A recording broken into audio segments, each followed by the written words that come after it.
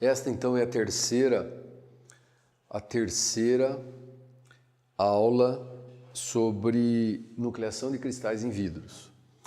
Nós vimos, na primeira aula, vimos todo o desenvolvimento teórico.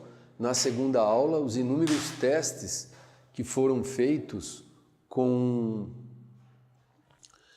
materiais metálicos, materiais poliméricos e vidros metálicos e depois vidros de óxidos, todos eles dando enormes discrepâncias em relação aos dados experimentais. Então aqui tem essa tabela para silicato de bário, 32 ordens de magnitude, silicato de lítio 36, solda lime sílica 1, 2, 3, 55, 55 e 30 ordens de magnitude. Então, para todos os vidros estequiométricos que foram testados exaustivamente por diferentes autores, dá discrepâncias aí acima de 30 ordens de grandeza entre os dados experimentais e a curva teórica com um sigma constante. É o sigma constante que sai do ajuste experimental daquela reta que nós já havíamos discutido. Daí tem as possíveis explicações. Quais são as possíveis explicações para essa discrepância? Então, uma possível explicação é o aparecimento de fases metaestáveis, mas vejam bem, não é o puro aparecimento de fases metaestáveis. A explicação seria se aparece uma fase metaestável no início do processo e depois a fase estável cristaliza em cima da fase metaestável de uma forma heterogênea.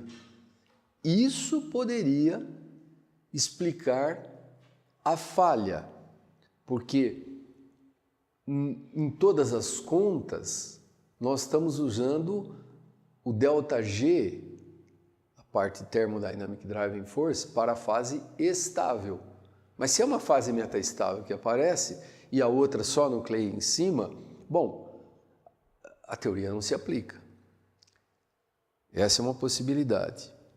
Se apenas aparecer a fase metaestável isoladamente lá e não influenciar o processo de nucleação da fase estável, aí não seria uma explicação para a discrepância. Outra possibilidade seria o mecanismo difusional. A gente está assumindo que é viscosidade.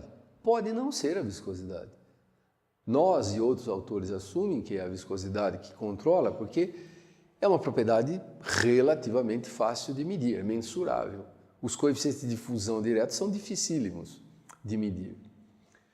Outra suposição é que a energia é superficial. O sigma é considerado constante. Esse sigma que vocês estão calculando do ajuste das retas é um sigma constante, que não varia com o tamanho do núcleo nem com a temperatura, mas pode ser que varie.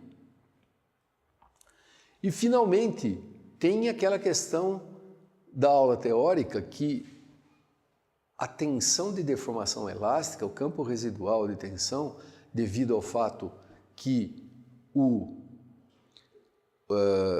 cristal tem propriedades diferentes, o vidro, nós assumimos que elas são relaxadas. Quer dizer, elas aparecem, mas relaxam muito antes de começar a nucleação. Quer dizer, antes de ocorrer aquele período de indução. Vocês se lembram que numa curva de nucleação, número de cristais por unidade de volume versus tempo, tem um período morto, que nós chamamos de T0 ou de T1, é o tempo para nascer o primeiro núcleo, depois um período não estacionário, até que se atinge condições estacionárias, né? Isso aqui é um período de indução e quando se entra num regime estacionário é que nós temos aí a taxa de nucleação. Então, se as tensões que aparecem relaxarem aqui, antes que apareça o primeiro núcleo, bom, elas não afetam a nucleação. É por isso que as pessoas negligenciam esse fator. Mas vamos testar, talvez não seja assim. E talvez tenha outras causas que nós ainda nem pensamos quais são. Talvez um de vocês consiga imaginar uma outra causa.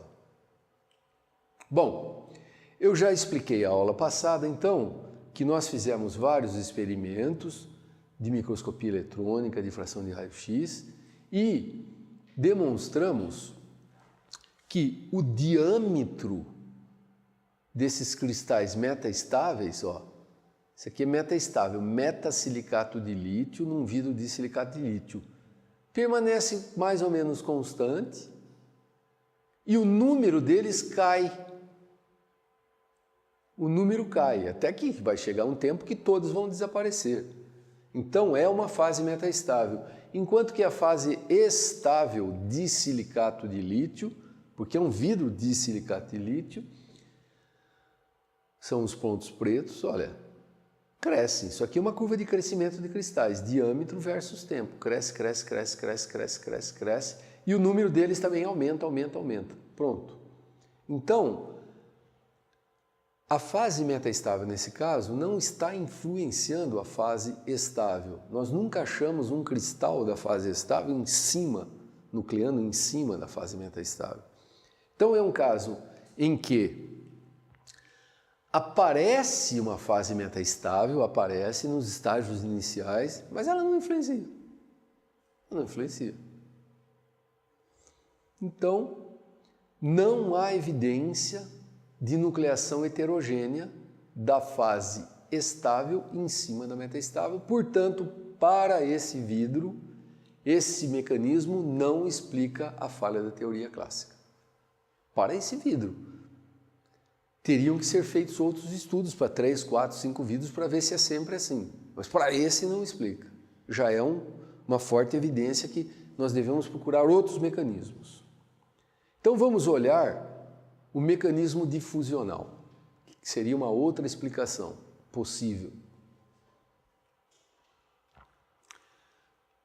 Um teste mais rigoroso que usar a viscosidade, e eu quero que vocês prestem atenção nisso, porque vocês podem usar talvez isso nos seus trabalhos de doutorado, é usar o próprio tempo de indução.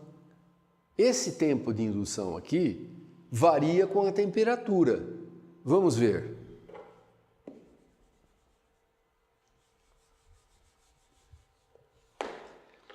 Numa outra temperatura, isso aqui numa temperatura, sei lá, T1, numa outra temperatura, T2, pode ser assim. Numa temperatura T2, o tempo de indução tal varia. Então, esse aqui seria o tal 1 e este aqui o tal 2 e assim por diante. E esses períodos de indução, eles são controlados pelo mesmo processo difusional que controla as taxas de nucleação. É o mesmo fenômeno. São os mesmos átomos que estão quebrando suas ligações e reformando. Então, se nós tivermos dados sobre a variação de tal com a temperatura, nós podemos substituir isso pela viscosidade. Porque nós estávamos usando a viscosidade em função da temperatura para calcular a parte difusional. Mas nós podemos usar esse mecanismo difusional. E esse é, teoricamente, mais rigoroso do que usar a viscosidade, porque é o mesmo fenômeno. São átomos quebrando, reformando ligação, tornando possível a nucleação de cristais. Então, dá para reescrever aquela equação que era em forma linearizada, o logaritmo de I versus eta dividido por T versus 1 sobre T delta G ao quadrado. Dá para escrever agora assim, ó. Dá para escrever log de I versus tal dividido por T, tem um T aqui em cima, etc, etc, versus 1 sobre T delta G ao quadrado. Quer dizer, a taxa de nucleação, ela deve ser inversamente proporcional a tal. Naquela outra expressão, ela era inversamente proporcional a eta, viscosidade. Esse é o mecanismo mais rigoroso, em teoria. Então, nós podemos testar essa outra expressão aqui, usando os mesmos dados experimentais de viscosidade, de delta G, etc., mas agora usando tal. E esse é o próximo exercício para casa, que vocês vão fazer até a semana que vem. Tudo igual ao que vocês fizeram até agora, mesmas viscosidade, delta G e I, só que precisa de um dado a mais. Qual dado? Tal em função da temperatura, para os seus vidros. Eu sei de cabeça que silicato de lítio tem vários autores, 5 ou 6. O fresnoita,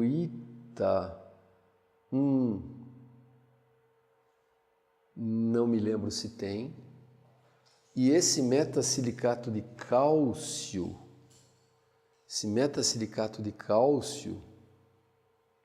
talvez não tenha.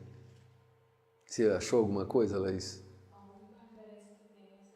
Essa é a única referência. Aqui não tem períodos de indução, né?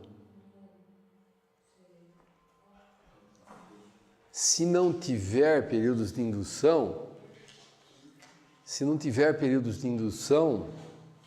aí não vai dar para fazer o teste. Se tiver, para silicato de lítio tem. Silicato de lítio foi sorteado. Pode fazer. Se não tiver períodos de indução, não vai dar para fazer isso aí. Para fresnoita aí eu não lembro. Tem que procurar. Bom, vamos então ver o que acontece com esses testes aqui. Olhem só os gráficos. Esse é usando viscosidade, é o gráfico que vocês fizeram, com 2 conjuntos de dados. Como tem muitos dados para silicato de lítio, o melhor, eu acho que eu já disse isso a semana passada, mas eu vou reforçar, é usar dados dos mesmos autores. Por exemplo, você pega aqui taxas de nucleação e a viscosidade dos mesmos autores, porque provavelmente eles usaram o mesmo vidro, o mesmo batch para fazer as medidas, com as mesmas impurezas e etc., departures from stoichiometry e coisas assim, iguais. Se não tiver, vocês por exercício podem pegar dados de qualquer autores, mas vocês fizeram isso, log de I versus eta sobre T, dá linhas retas. Eu devo dizer que os pontos mais baixos ficam um pouquinho fora da reta, não fica? Nos seus gráficos, os pontos em temperaturas mais baixas, para quem tem bastante pontos, não fica assim meio fora da reta? Não ficou no seu, Laís? Eu vi no seu hoje. No fresnoita e silicato de lítio não ficaram?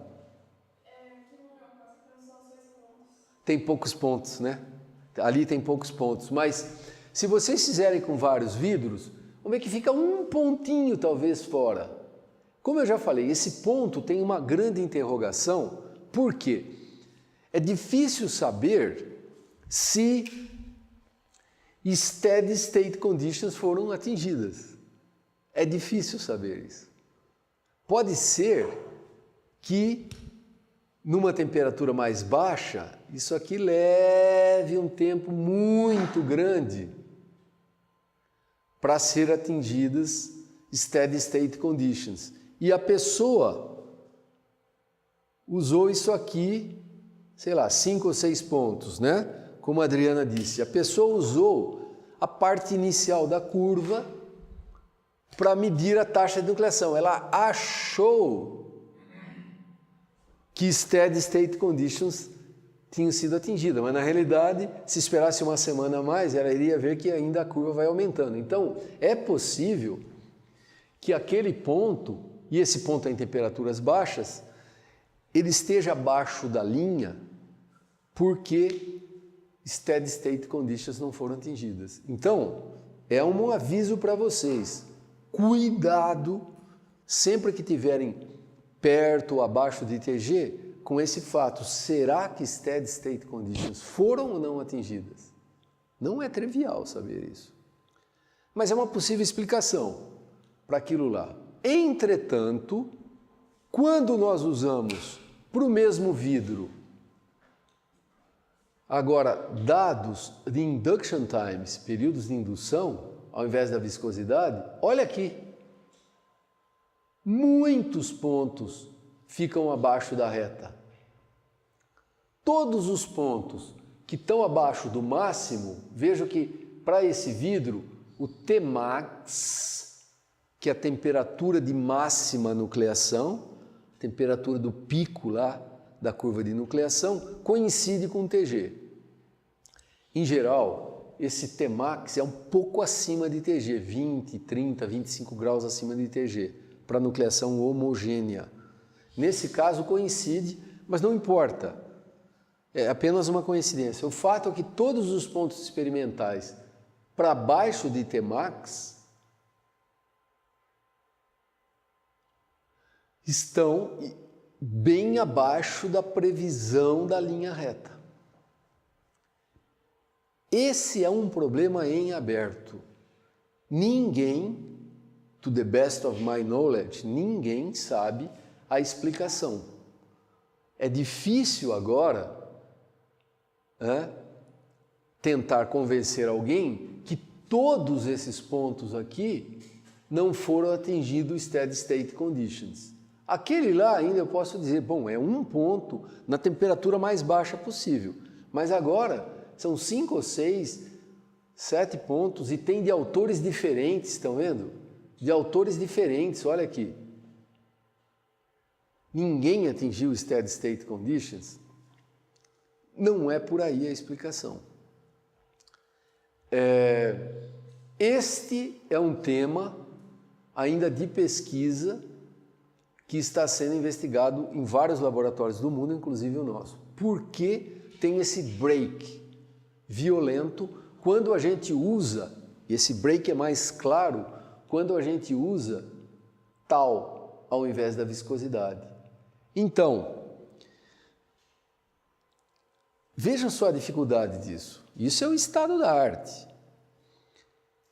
A viscosidade, em teoria, não é, rigorosamente falando, não deveria descrever tão bem o coeficiente de difusão efetivo controlando a nucleação como os tempos de indução. Mas, usando a viscosidade, o acordo, pelo menos a temperatura, a dependência com a temperatura é muito melhor do que usando tal.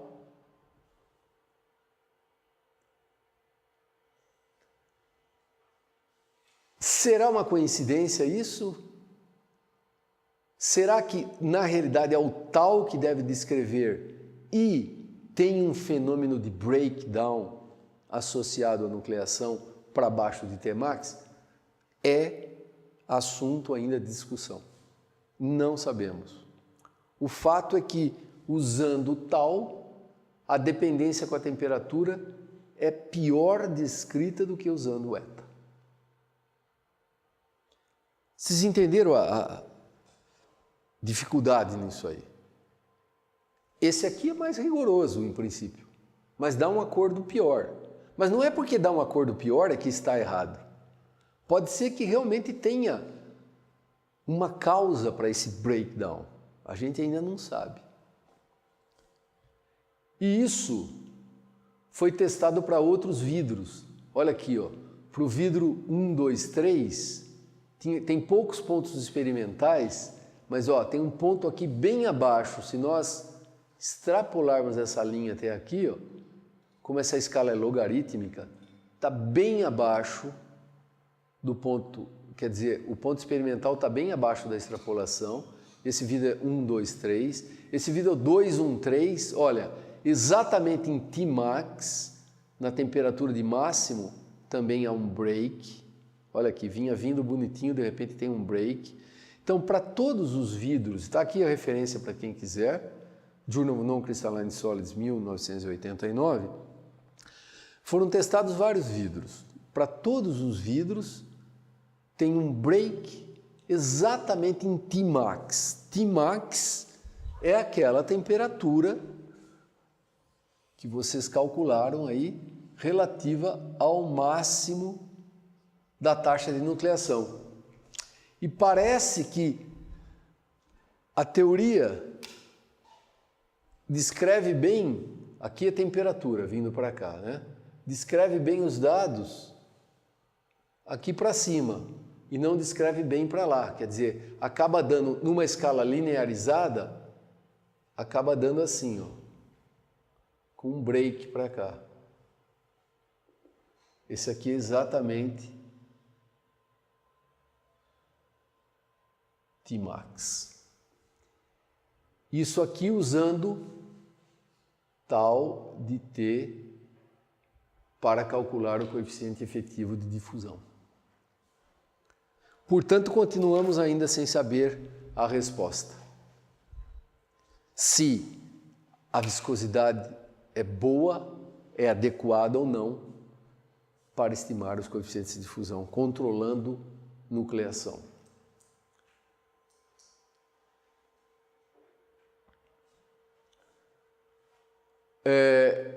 New findings.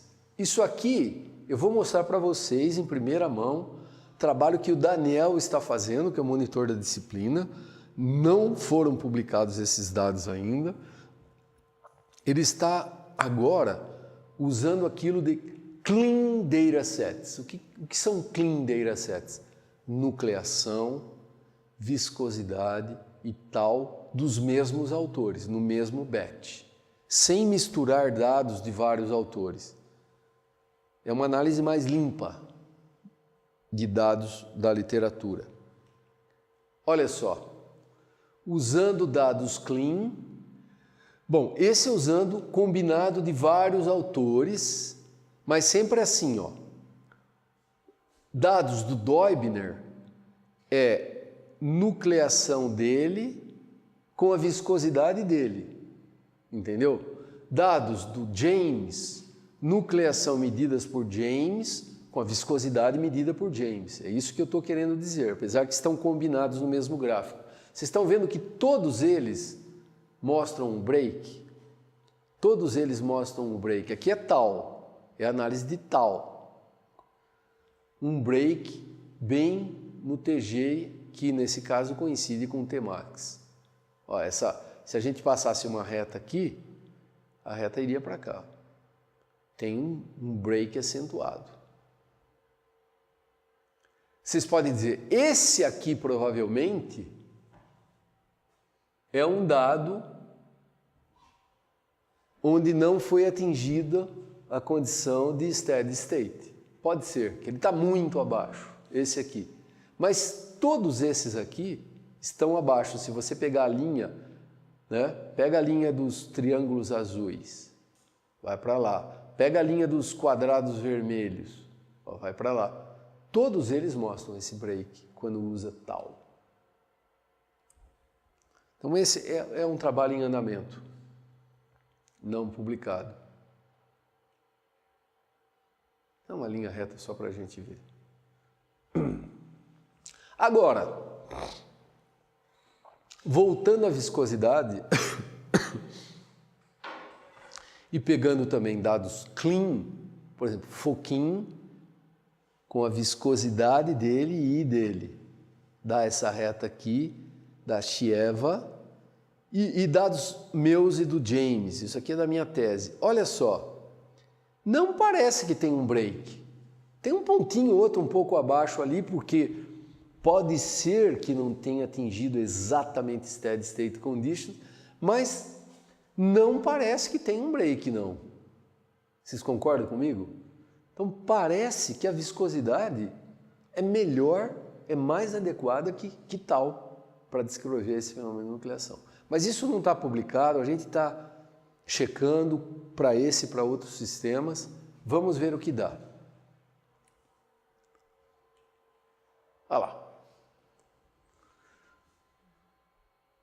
Ó, tem um espalhamento e tal, mas não parece, não tem um break tão claro como com o uso do tal. Tem alguns pontos para baixo, que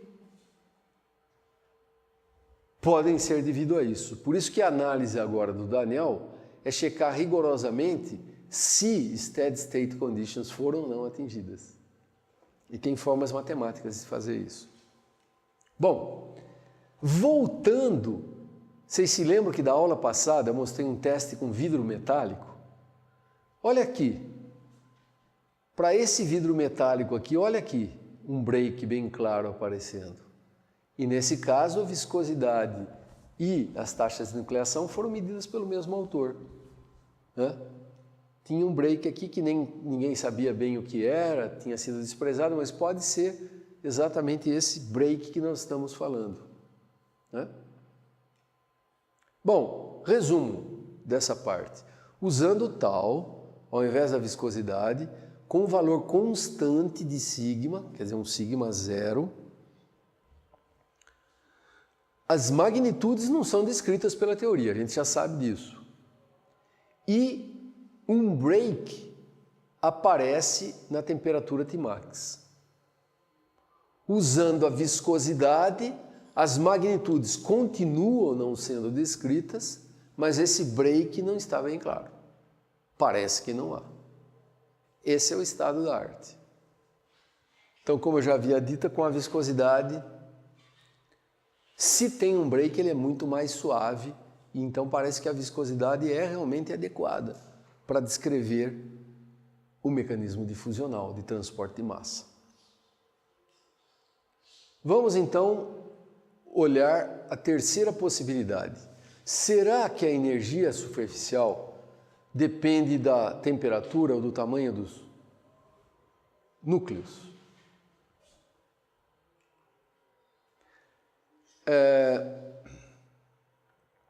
Antes disso, eu vou mostrar um trabalho interessante, bem recente, 2010, sobre dinâmica molecular.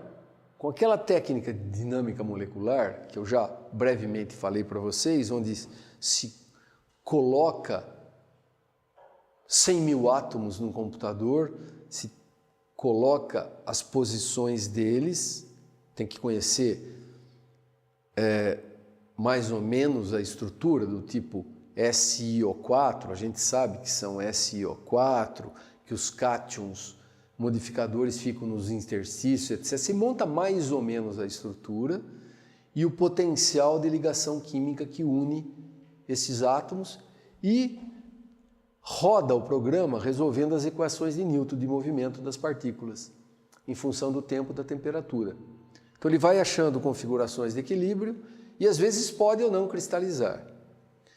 Pegando esses Lennard-Jones liquids, são líquidos que não existem na verdade, são líquidos que são escritos por aqueles potenciais clássicos que nós aprendemos em ciência dos materiais. Um potencial de Lennard-Jones é um potencial super conhecido, teórico. Então cria-se um líquido que é descrito exatamente por aquele potencial de Lennard-Jones. E aí, esses líquidos são muito fluidos. Eles conseguiram, nesse trabalho, JCP é Journal of Chemical Physics, que é um periódico muito famoso. Esses autores, o Baidakov e colaboradores, conseguiram estimar taxas de nucleação homogênea da ordem de 10 a 30, 10 a 35 núcleos por metro cúbico por segundo. Na realidade, eles não mediram a taxa de nucleação. Eles fizeram uma coisa esperta. Para cada temperatura, estava rodando lá 100 mil átomos, eu não lembro quantos átomos, mas em geral eles põem 100 mil, às vezes 1 milhão de átomos. Né? Fica rodando, rodando, de repente, e vão avaliando a estrutura. O computador mesmo vai avaliando a estrutura. De repente, nesse milhão de átomos, forma um núcleo, uma região, sei lá, com 500 átomos, ordenada. Uma região ordenada, eles medem isso aqui. O tempo para formar o primeiro núcleo. O tempo para formar o primeiro núcleo. O tempo para formar o primeiro núcleo, então esse T1, ele é inversamente proporcional ao volume versus a taxa de nucleação por unidade de volume. Por quê? A taxa de nucleação é núcleos por metro cúbico por segundo. Isso aqui é metro cúbico. Então, metro cúbico vezes metro cúbico por segundo fica 1 sobre segundo, que vai lá em cima, a unidade disso aqui é segundos. Então, eles conseguiam medir isso. Conheciam o volume da amostra, porque o volume da amostra é eles que criaram. 100 mil átomos, 200 mil átomos, sabe qual é o volume disso? Então, isso vezes isso dá a taxa de nucleação em diferentes temperaturas. É uma maneira indireta, mas é uma maneira interessante. E conseguiram avaliar taxas de nucleação. E isso foi legal, porque esse núcleo aqui, dependendo da temperatura, tinha de 30 a 80 partículas. E demonstraram que o sigma, com isso eles conseguiam, na dinâmica molecular, avaliar o sigma, que é a tensão superficial entre o núcleo e o resto do material. E viram que o sigma dependia da temperatura, no caso deles, sem fazer nenhuma suposição. É um monte de átomos lá, por um potencial de Lennard-Jones, é um potencial do tipo clássico que vocês aprendem em ciência dos materiais, o potencial é assim, ó.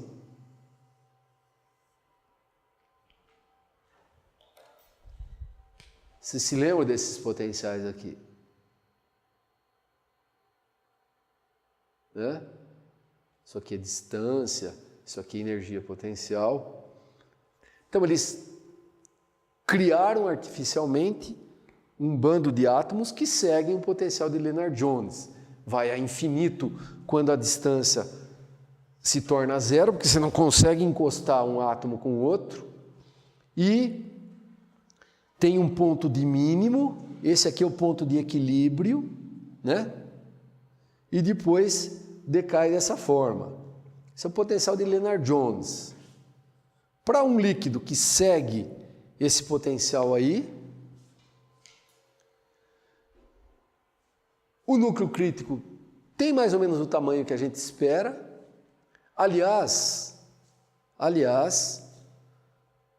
para todos vocês, faça uma continha, se é que não fizeram. Qual o tamanho do núcleo crítico no seu material? Material de casa. Qual o tamanho do núcleo crítico em função da temperatura? Eu queria que vocês calculassem para casa o raio crítico versus a temperatura onde tem nucleação, nessa faixa aqui de nucleação, na faixa onde tem dados de nucleação. Quanto é em função da temperatura? Eu quero que vocês calculem isso e comparem para ver se esses números aqui estão razoáveis. Calculando isso, você pode dividir pelo volume molecular que vocês já têm, porque tiveram que usar o volume molecular para fazer as contas, e dá para calcular quantas partículas, quantos átomos tem no núcleo crítico. Vamos ver se bate mais ou menos com isso. Isso é uma previsão teórica de um estudo de dinâmica molecular, né?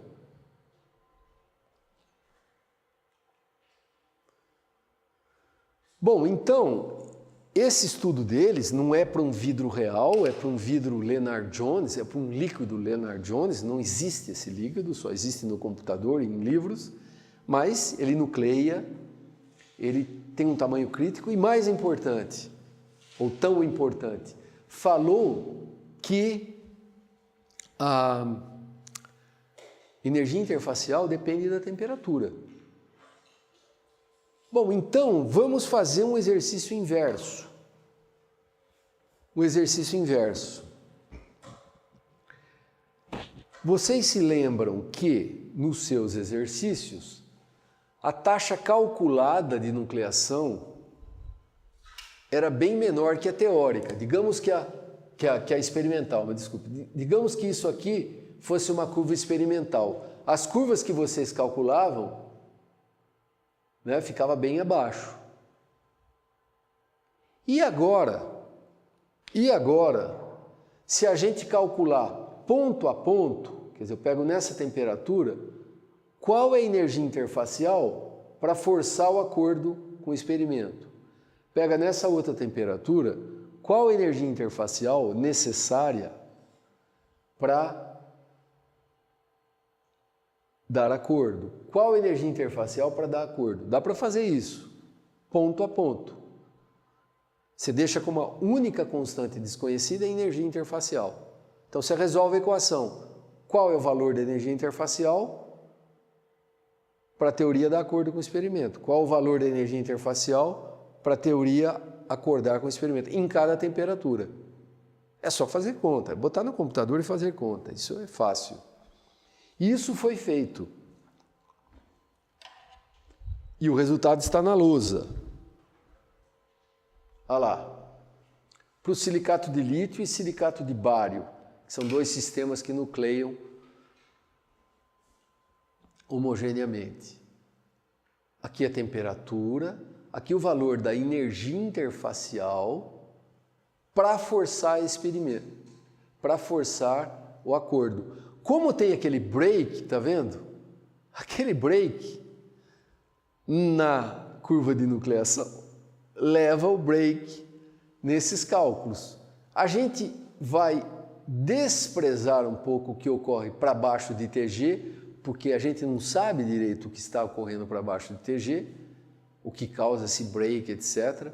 Mas pegando os dados acima de TG, olha aqui, a energia interfacial parece que aumenta um pouquinho com a temperatura, um pouquinho, já é suficiente para dar acordo.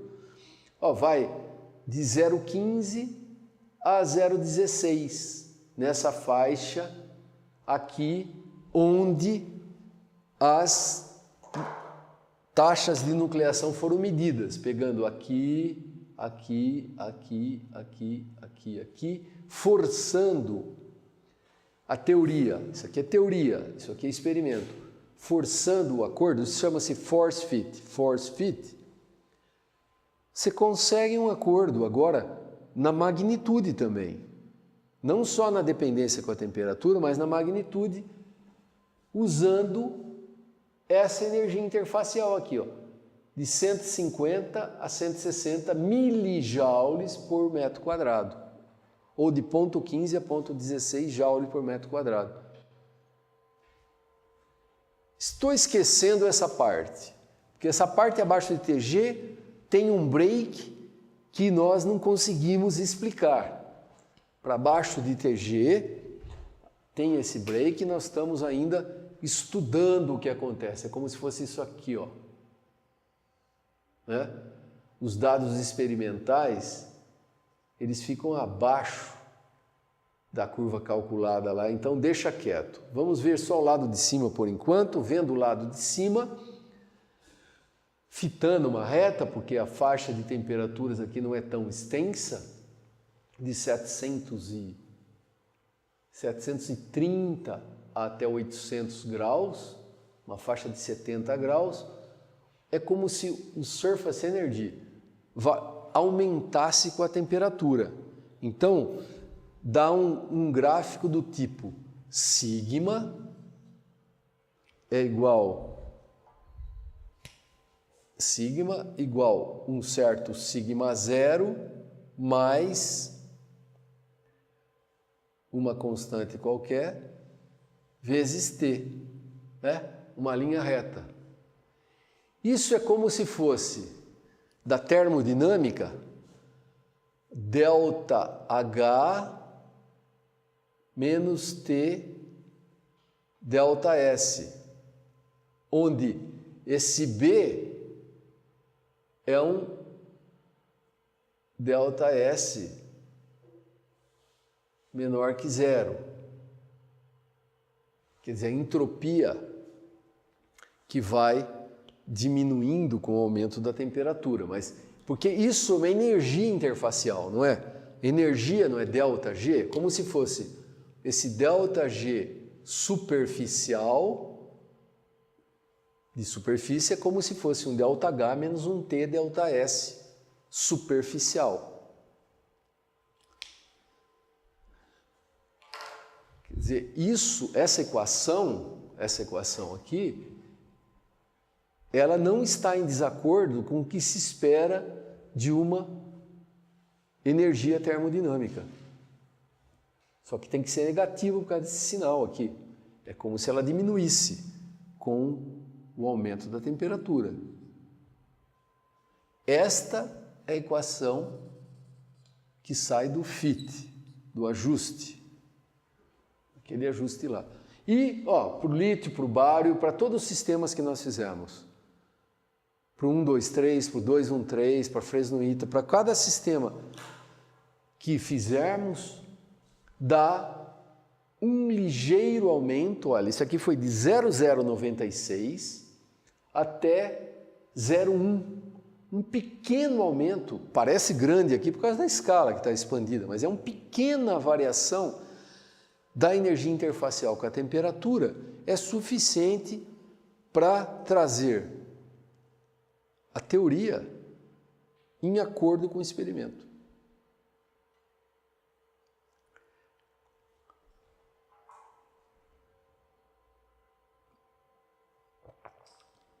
Em outras palavras, vamos fazer o desenho na lousa.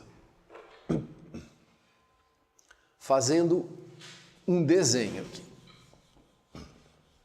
Logaritmo da taxa de nucleação, vou pôr aqui, steady state. Isso aqui, steady state. Steady state, essa que interessa. Logaritmo da taxa em função da temperatura, né?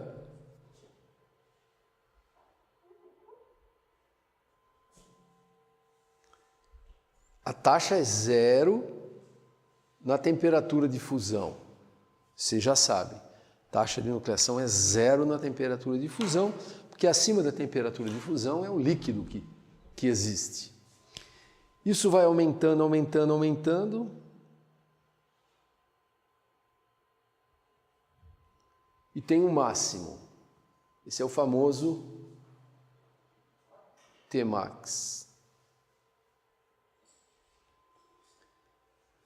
Isso aqui é com Classical Nucleation Theory, usando um sigma constante. E também usando a viscosidade para calcular a parte difusional. E também usando o quê? Um ΔG experimental. É isso que a gente usa para calcular. Aí a gente vai lá, vou quebrar aqui porque tem muitas ordens de grandeza de discrepância e tem os experimentos. Alguém mede. Então, dá para calcular um sigma zero que traga a teoria na mesma dependência com a temperatura, ou numa dependência parecida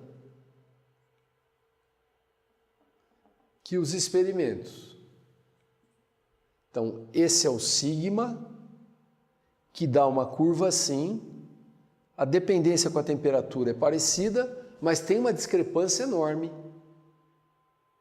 de várias ordens de magnitude. É isso que vocês fizeram. Agora, a gente pode calcular qual é o sigma de T que leva ao acordo. Então eu posso fitar aqui, e fita só até aqui, um ajuste, né? Com esse sigma aqui. Um sigma igual a um sigma zero mais BT, que leva a um acordo entre a teoria e o experimento. Então, esse aí seria Classical Nucleation Theory, com agora um sigma que depende da temperatura. Aí vai o acordo. Só que perdemos toda a capacidade de prever curvas de nucleação. Com esse sigma aqui, a gente consegue prever essa curva. Por quê? Tem aquela expressão de Turnbull, que vocês já usaram, alfa, delta H de fusão, né? Sobre o número de Avogadro elevado a 1/3, volume molar a 2/3. Nós podemos colocar aqueles valores de alfa, calcular sigma e prever a curva de nucleação. Só não prever as magnitudes, mas prever onde ocorre a nucleação. Agora, com esse sigma aqui, nós não conhecemos, porque nós não sabemos este e nem este, quantos são. Nem o sigma zero, nem o B. Nós tiramos do experimento, mas não dá para prever, eu não sei quanto é, em princípio. Então, esse uso da dependência com a temperatura da energia interfacial, ele restaura o agreement, o acordo entre teoria e experimento, mas aí a teoria perde todo o poder de previsão. Não dá para prever. Quanto vale para fresnoíta, quanto vale para silicato de lítio ou de bário ou metasilicato de cálcio? Nós não sabemos. Estão percebendo isso que eu estou dizendo?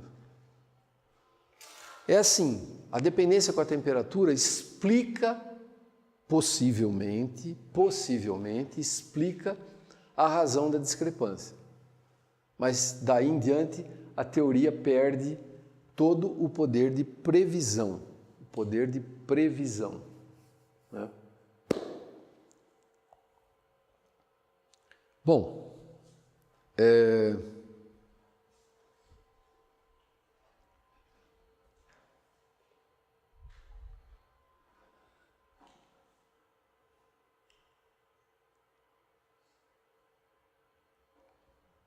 além disso, tem 4 modelos teóricos, eu estou usando um só aqui, senão não tem fim essa aula, mas tem 4 modelos teóricos. O mais famoso deles é o modelo de Tolman.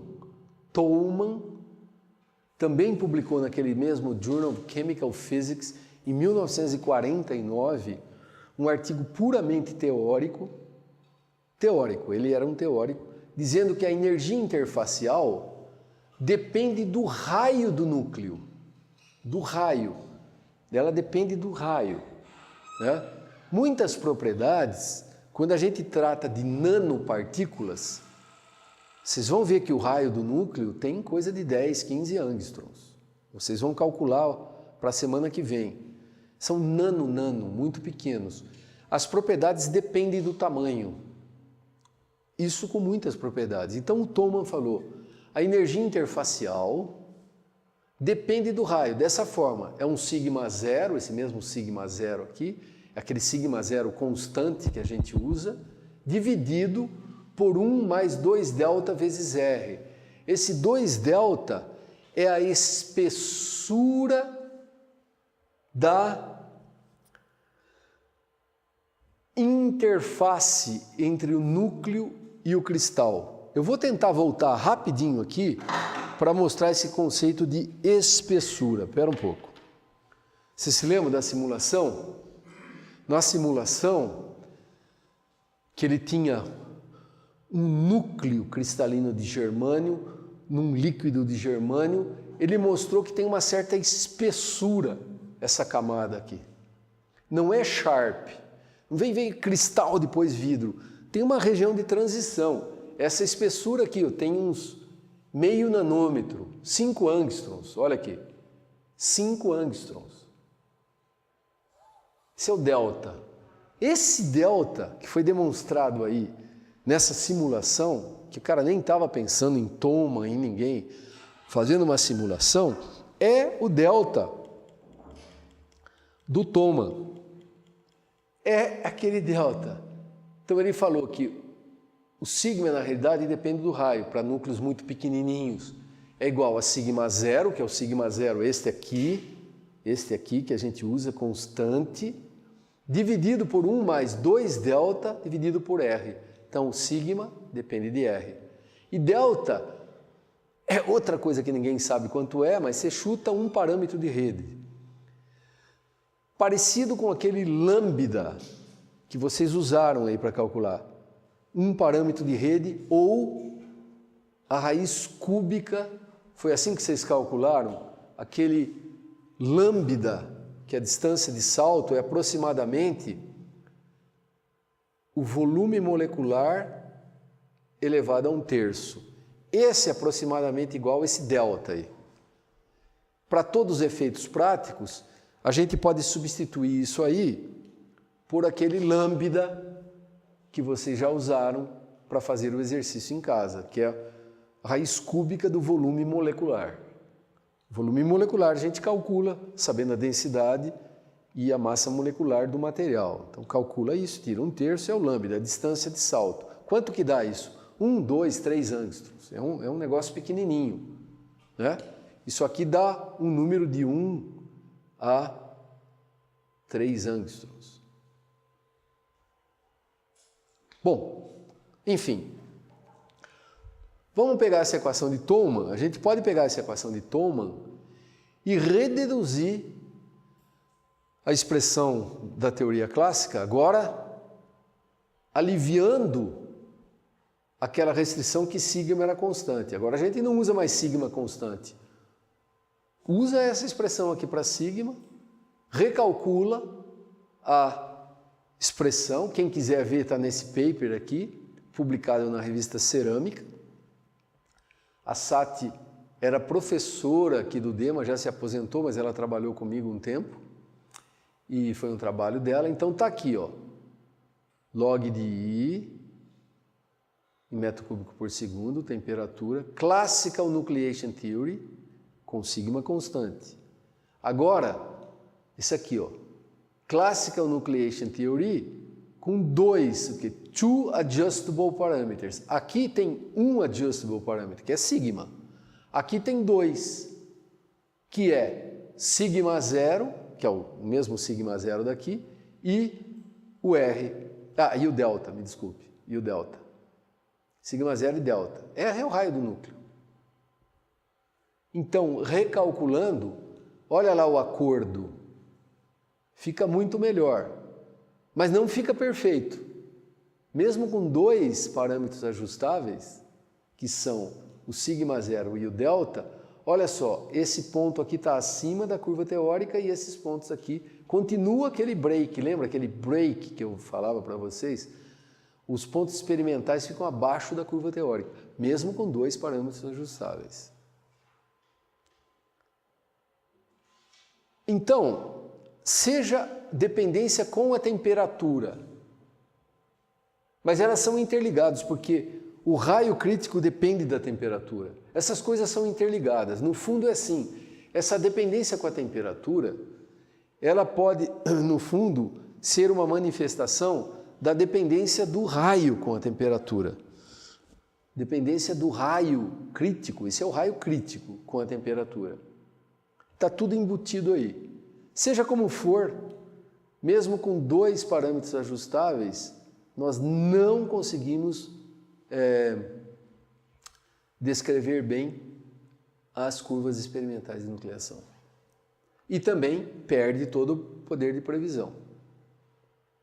Perde o poder de previsão. Mas faz uma diferença brutal sair daqui para cá, né? Isso aqui são 30 ordens de grandeza. Quer dizer, tudo indica que a explicação para a discrepância entre teoria e experimento esteja na dependência do raio crítico com a temperatura, que por sua vez leva a uma dependência da tensão superficial com o raio ou com a temperatura.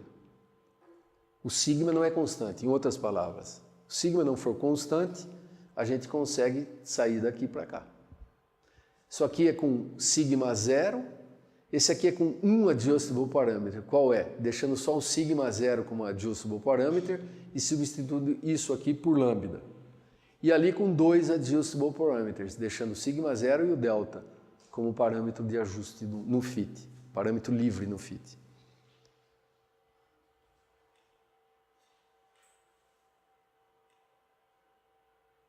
Um adjustable parameter, 2 adjustable parameters. Isso foi feito para vários vidros. Olha o metasilicato de cálcio aqui. Olha isso. Metasilicato de cálcio, com 1 ou 2 adjustable parâmetros, fica bem melhor a curva lá, mas ó, não descreve exatamente os dados experimentais aqui. Silicato de bário, 1, 2, 3, 2, 1, 3. Para nenhum deles a gente descreve perfeitamente as curvas de nucleação, mesmo com 2 adjustable parameters.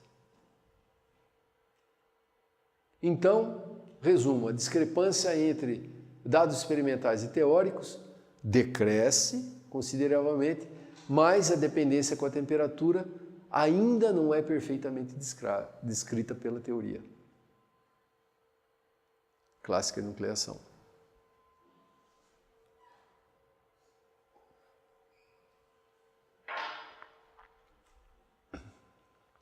Última coisa, elastic stresses.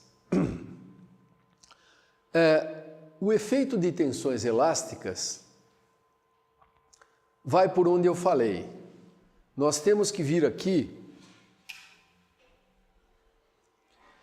e comparar o tempo para formar o primeiro núcleo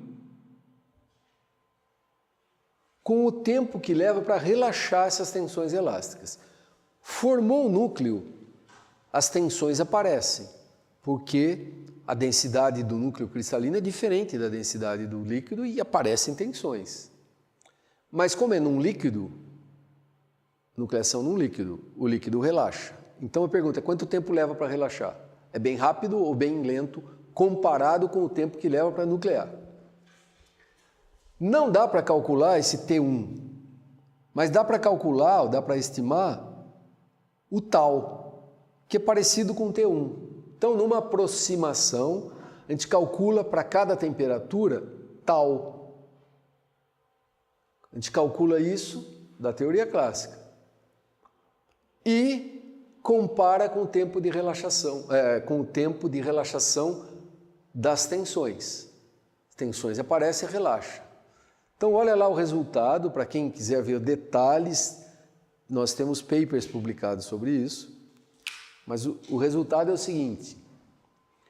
O tempo de relaxação, nós vimos na primeira aula, lembra? Que é a viscosidade dividido por o G0. Esse é o tempo médio, o tempo característico de relaxação estrutural. Então, a gente pode fazer essa razão, é o tau, tempo para estabelecer uma steady state distribution of embryos, é o tau, dividido pelo tempo de tau de relaxação. E aqui está essa razão θ. Então, silicato de bário, silicato de lítio. Qual é o θ? Ora, depende da temperatura, né? Depende para a temperatura. Perto de Tmax, T sobre Tmax. Então aqui é Tmax. Vamos calcular bem aqui, em Tmax.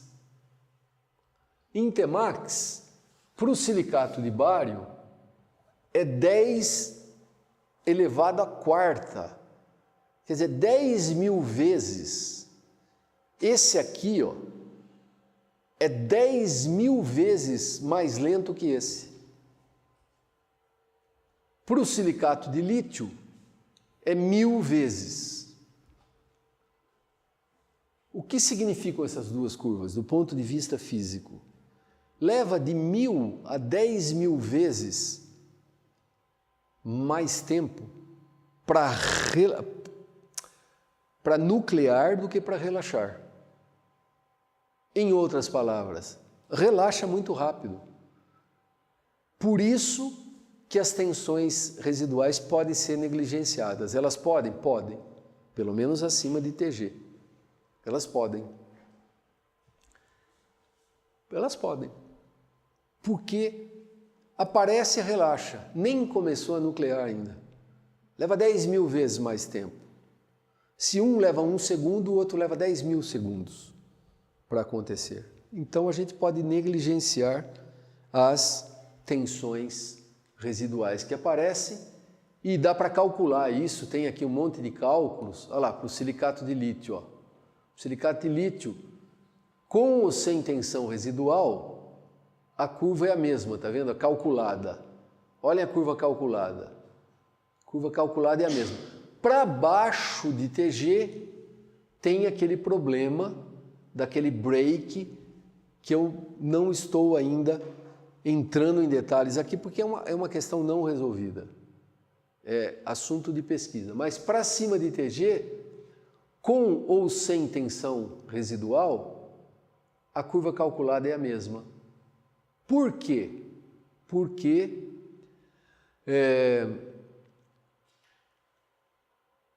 relaxa muito rápido em comparação ao tempo de nucleação.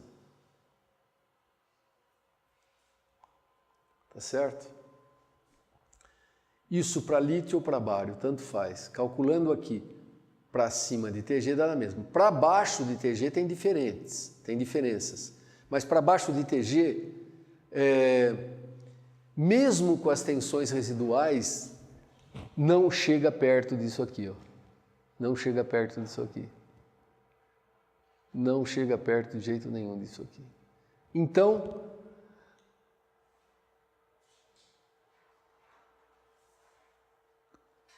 nós levamos em conta, nesse cálculo, até o aparecimento de fases metaestáveis, que levariam mais tempo para relaxar. Essas três curvas, vermelha, rosa e azul, referem-se a possíveis fases metaestáveis. Esses aqui seriam as temperaturas de fusão dessas fases metaestáveis. É só um cálculo teórico. Fala assim, ó, e se tivesse uma fase metaestável, será que ela relaxa mais rápido que a fase estável?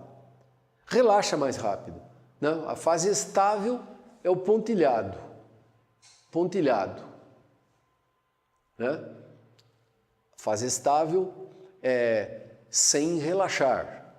Olha lá, without account of stress. Se não tivesse relaxação nenhuma, as curvas seriam essas pontilhadas aqui. Com relaxação, aqui fica um pouco abaixo, esta fica um pouco abaixo e esta um pouco abaixo. Mas mesmo inventando três fases metaestáveis com temperaturas de fusão totalmente distintas, ainda não chega perto dessa curva aqui, que é a curva experimental. E para cima de TG, não faz a mínima diferença.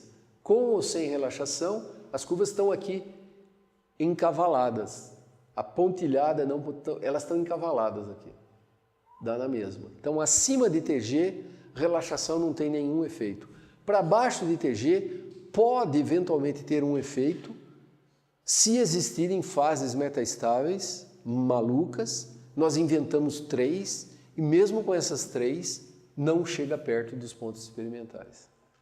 Enfim, o resumo disso aí é que as tensões residuais, agora levando em conta, então, essas tensões residuais, né?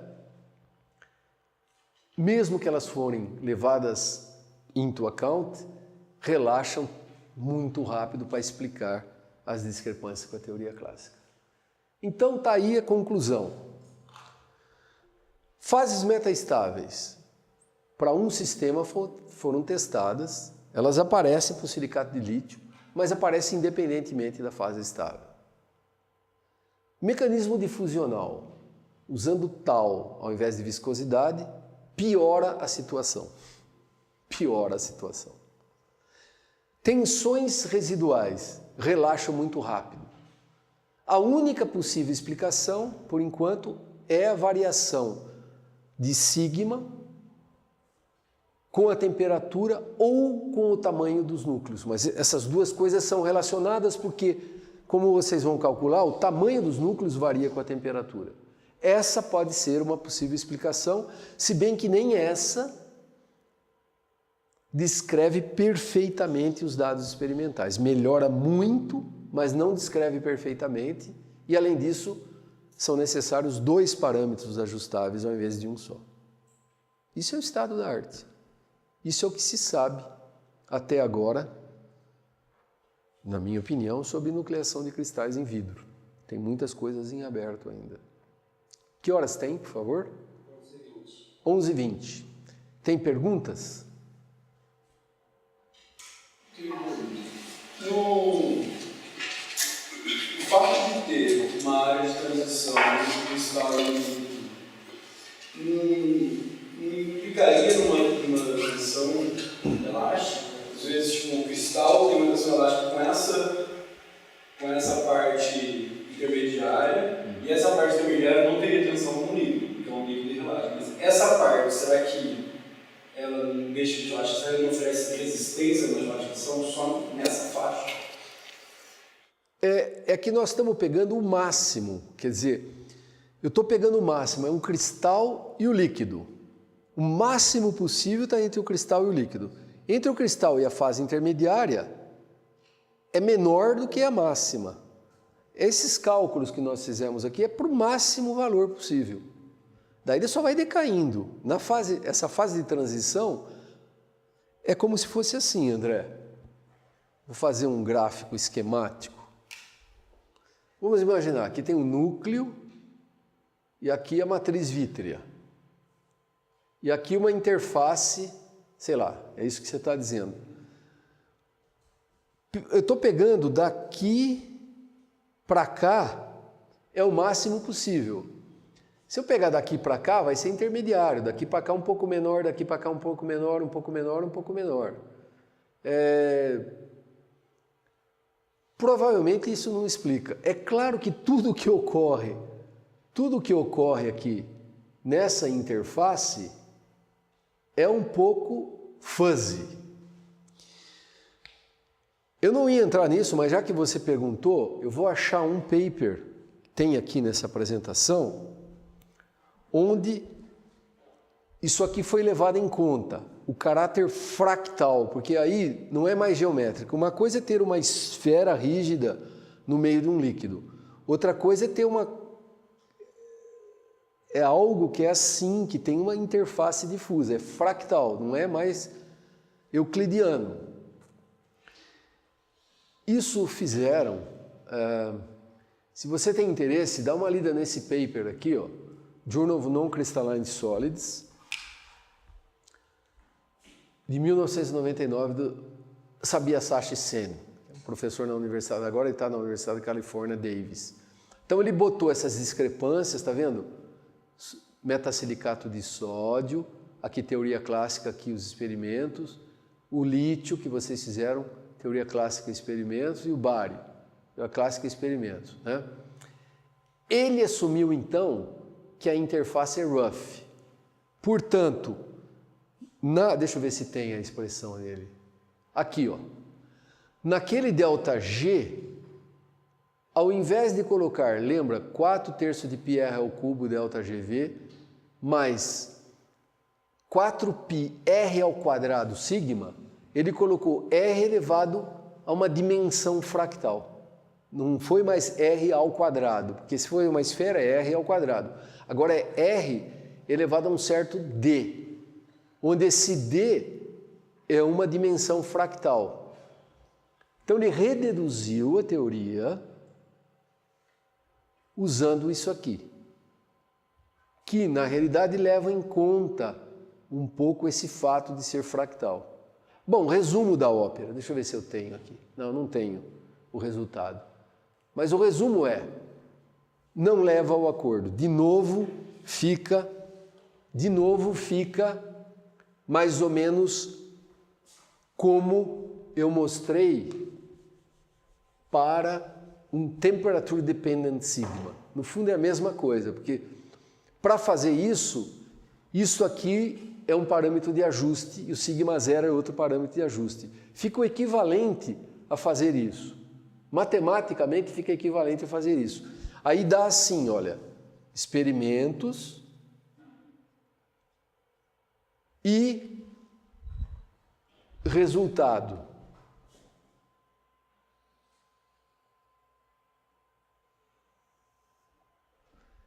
Não tem um acordo perfeito aqui e nem aqui. Quer dizer, isso aqui é usando o conceito de fractal. Mesmo resultado.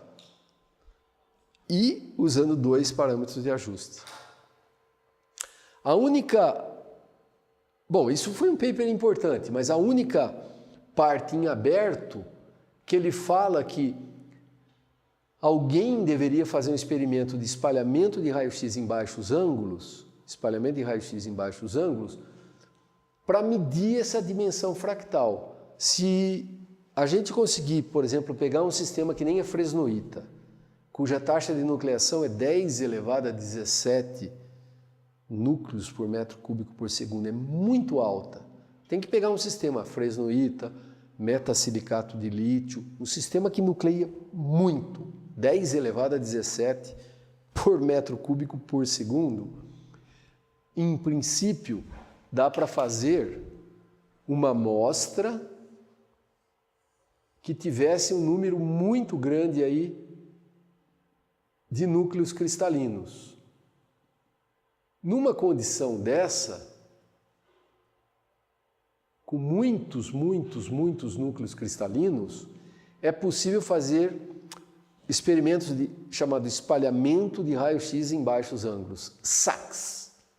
Com SACs, são curvas que dão a intensidade de espalhamento em função do ângulo de espalhamento, aqui o ângulo de espalhamento, mas ângulos muito menores do que os usados em difração de raio-x. Em difração de raio-x, vocês quando medem difração de raio-x aí, pegam de 15 graus em diante, 15, 20, 30 graus em diante.